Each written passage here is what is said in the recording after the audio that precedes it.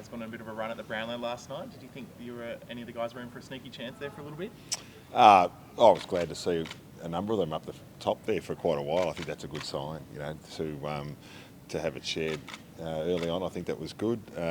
Chad got a bit of a run early on and did well, but it was good to see Paddy Cripps win it. He's a fantastic player and a terrific bloke, so thoroughly deserved. There was a bit of a viral moment that was caught on cameras. You and Chad seemed to be a bit bemused at one game. Can you share what happened there? Well, I mean, it was just a moment that we didn't play that well that game, and Chaddy was a bit bemused, I think. So I was laughing at Chad's reaction. It was just one of those moments. You've got to be careful what you laugh at, don't you? You've got to be careful the cameras around. But we were just sitting there enjoying the night, and it's hard I can't even remember a lot of the games and who played well in them at the end of the season. You just sort of lose track of it, so you don't track it as much as maybe some of the players do.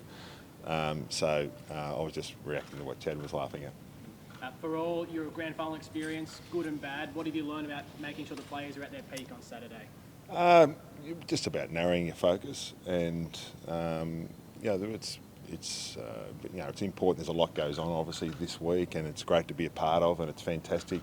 It's to be a part of this week. It's a great experience, but then it's a matter of actually narrowing your focus onto what really matters and having to do your job, and that's probably as simple as what it gets down to. We try and we understand there's a lot of focus on it. We understand the bigger picture, everything about that. But for us internally now, it's about making sure we narrow our focus down to just doing our jobs, and that's worked well for us previously, and certainly worked well for us last week. Over the last couple of weeks leading up to the Port Adelaide game, we just narrow our focus down to really doing our job, being hard and working for and with each other.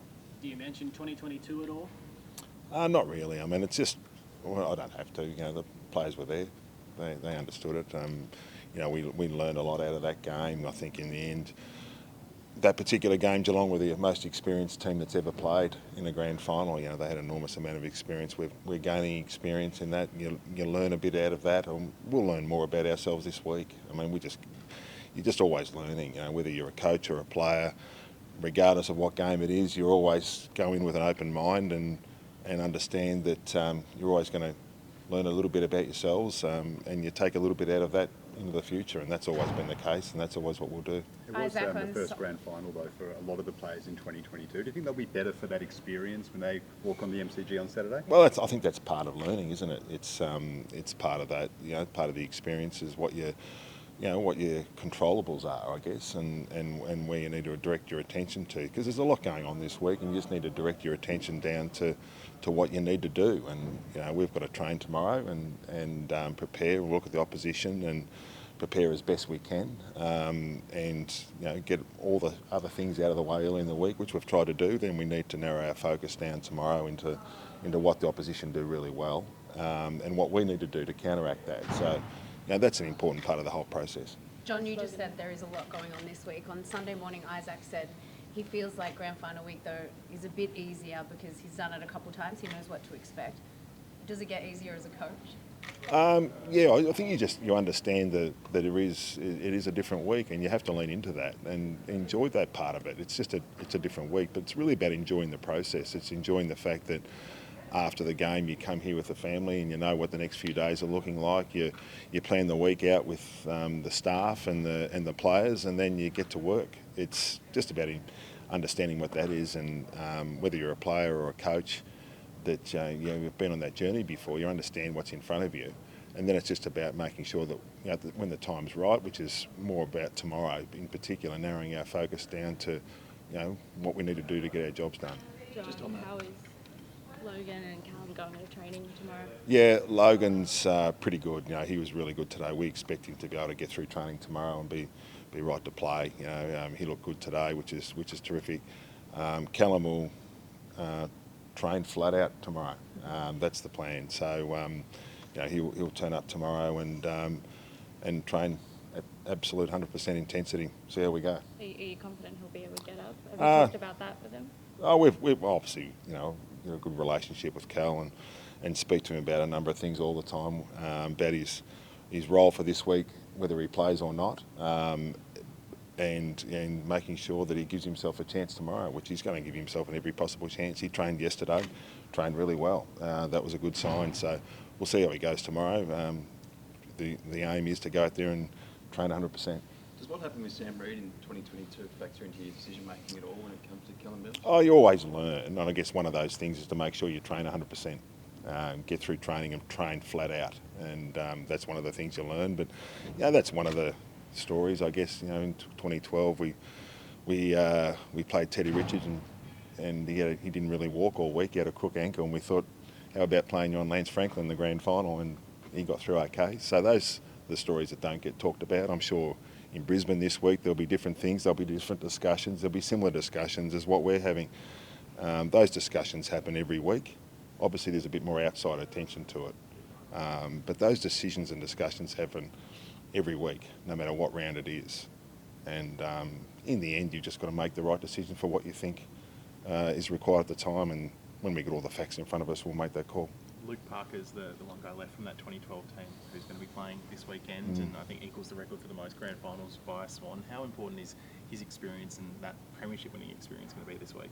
Yeah, he's I think in the end he's just an experienced player, and he knows what it's about. He knows how to compete, but he also knows how to do his job, and that's what he's learned over the years. But it's also what he's been pretty good at over the years. So, whatever job he needs to do, and part of that's helping with the experience in the team, which certainly rubs off across the other players, and that's an important part of it too.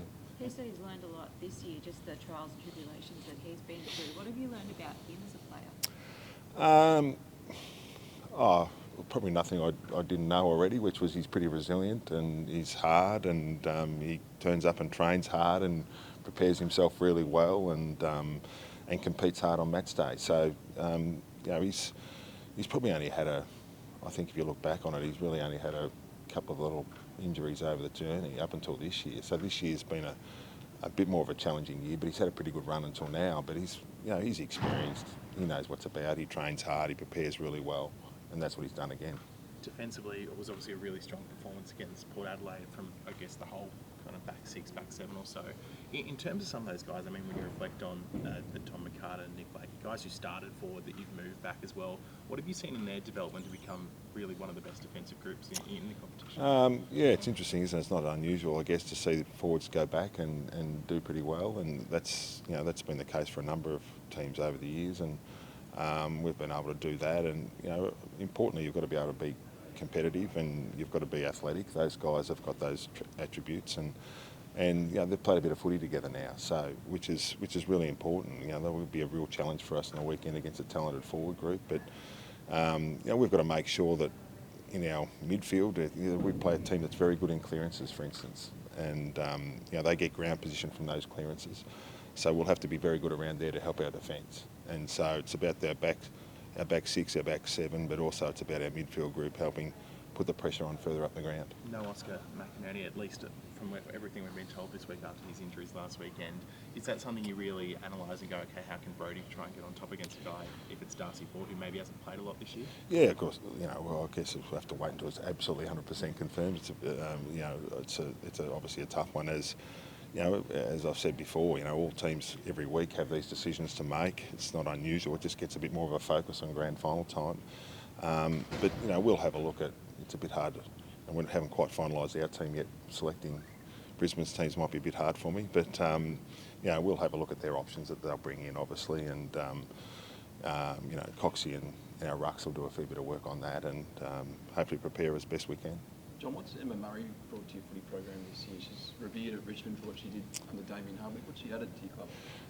When she's been available, she's actually spent a fair bit of time overseas this year. So she did some work with us at the start, and then has come in over the last couple of weeks. But she's just added another perspective. I think as a coach, you've got to be open-minded to a number of different things, and you've got to be prepared to keep evolving and learning about different things. I've always tried to be inquisitive, I guess, and learn, whether it's through partly what we've learnt there with Emma, or it's anything else. I've tried to keep an open mind to. It's those are the things that help adding layers to us as a football club, and we've just got to try and keep getting better. That's one of the areas we thought we could get better at.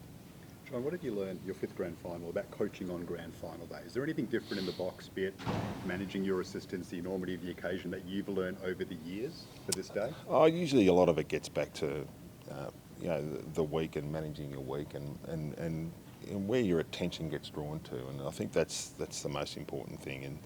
And what you've learned over the years, or what I've learned, is that your attention can get drawn here, there, and everywhere. But your most important thing is that you've got to do your job, whether that's as a coach or that's as a player. Just go and focus on what you can control. I know it's an old saying, but it's one that's very relevant. And particularly for this week, if you sort of turn your attention to the things you can control, and that's, once again, it's our training tomorrow, it's our meetings tomorrow, it's our preparation, and then on match day, it's just about those things and that we've got control of, that we can help the players with. And the outcome tends to sort of work itself out if we get those little things right, and that's what it's about. Your old coach Dennis Pagan told Adam Simpson, control your assistants. I mean, is that something you've learned about? Is there anything in the box that's different? Do emotions sometimes run a bit wild in grand final day compared to other games? I don't think there's a lot in that. I think that it's mainly in other areas that we'll focus on. That's part of it, but it's not the biggest story. What have you noticed just in terms of like the hype around the team and around AFL in Sydney? I mean, the players on Sunday, they were saying like, we don't think we've ever seen it quite this big. I mean, Yeah. You've been around for a while now, so you've seen it in previous years. How do you compare it? Yeah, I think it's extraordinary this year. I mean, you guys would have felt that as I'm sure that I'm seeing a few of you guys sort of nod and say, yeah, it's been amazing. And I've certainly noticed it at another level. And it's one of the things that really fulfills you as a coach is to see the buy-in from our supporters and how connected they are to this football club, and that's been amazing. It's just been, and so I appreciate it so much. When I've been through it a long time, and you see what's happening this year, and it's gone to another level. And we've had players like Lance Franklin and Josh Kennedy, some of the all-time greats around here, which have been awesome. And then we've got another group coming through, and their attachment to this group has been something special. And whether it's at the SCG, roaring with red and white, or anywhere else in Australia at any of the grounds, it's so great to turn up and hear them in full voice. And it's one of the great joys of seeing our supporters and seeing their smiles on their faces. It's interesting as well, like even down in Melbourne, you got AFL types talking about like the AFL maybe overtaking the NRL in Sydney and all that type of stuff, and getting the backs up of people like Peter Vlandis who have said, that's kind of ill-informed and delusional. It's quite funny just to see that little kind of... Yeah, I take a bit more of a conciliatory approach, I guess. I've never been one that's about taking over or who's winning that war. I just look at it. One of the great things, I was born in New South Wales and I've obviously been up here for a long time in Sydney. But my kids, my sons and daughter, have played all sports: rugby league, rugby union, soccer, AFL, and I just think it's wonderful. We feel so lucky to be part of this city, to be able to have a wide variety of sports, and I just think it's another option for this city, and I just feel so pleased that we've been able to be a part of this city, and we can still go to Melbourne and have a great support with our South Melbourne heritage. It's we feel very fortunate. How's Taylor Adams been after missing selection last week and obviously in the build-up to the grand final? Yeah, look, he handled it really well last week.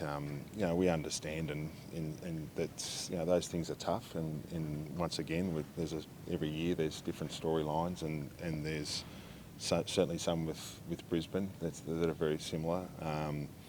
But he's giving himself every chance, and that's all he can do. And that's a bit about whether you're a coach or a player, focusing on what you need to do.